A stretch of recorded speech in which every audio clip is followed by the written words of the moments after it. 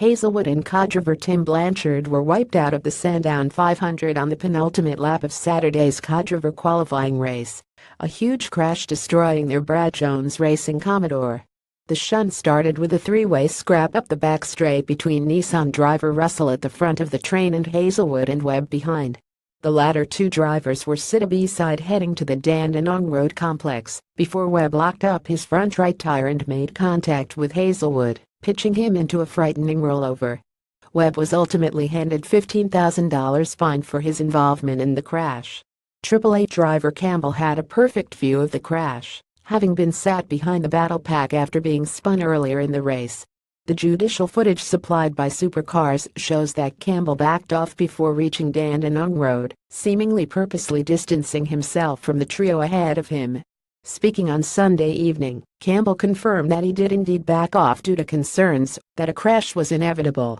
"You could see it coming, they were all too close," said the Porsche Super Cup regular.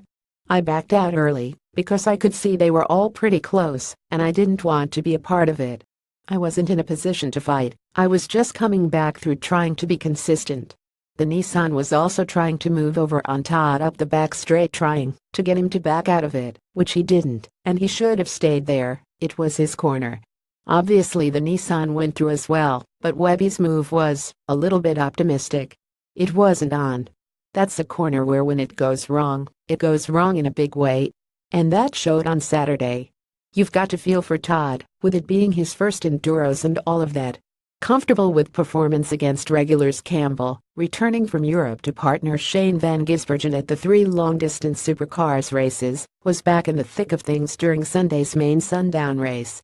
This time, however, it was at the other end of the field. In order to help recover from a disappointing Saturday, Triple Eight elected to start Van Gisbergen in the '97 Red Bull Holden, pitting him against a field of codrivers for the first stint. The flip side was that Campbell was always going to have to spend a stint up against regular supercar stars.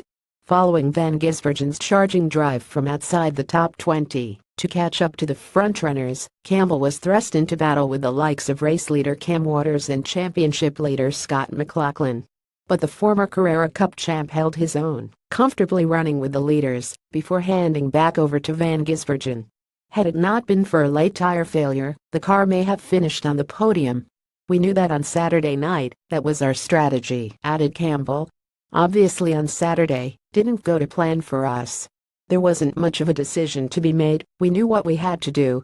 It could have been a sacrifice with me against the main game drivers, but I feel that my speed was good enough. I didn't have any pressure behind me, so I was comfortable.